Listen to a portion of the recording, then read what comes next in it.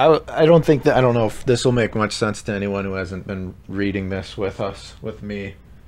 We've been reading, I'll pronounce Goethe, Goethe. I'm very bad at pronouncing that.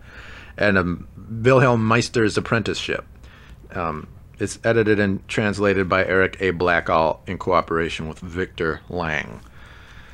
I'm just going to read where I started, and I may use it or not, and I don't care. And if I'm posting this raw without editing it, then that's why I'm saying this stuff.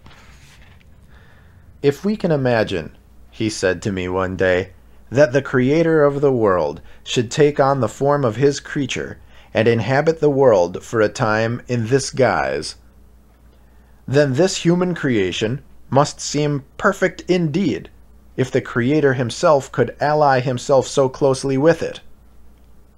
In the concept of humanity, there cannot be a contradiction with the idea of Godhead.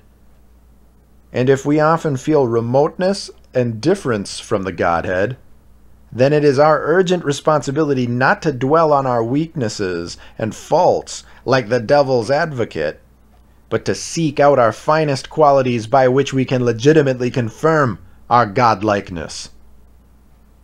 At this I smiled and replied, "Don't embarrass me so by your kind attempts to speak my language. What you have to tell me is so important for me that I would prefer to hear it in your very own language, and then I will translate what I cannot quite accept of it into mine."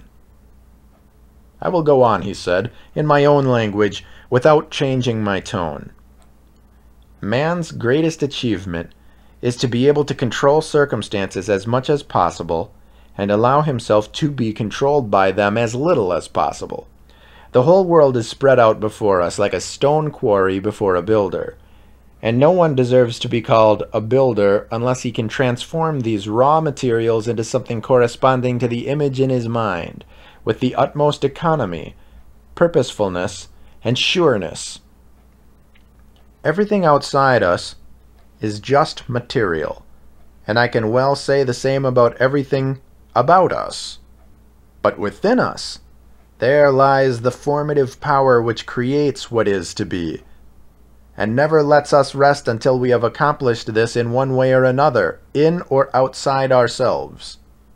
You, my dear niece, have perhaps chosen the best way. You have striven to unite your moral self, your profoundly loving nature, within itself, and with the Supreme Being. And we others are not to be blamed either, if we strive to know the full extent of our sensual being, and actively promote its unification.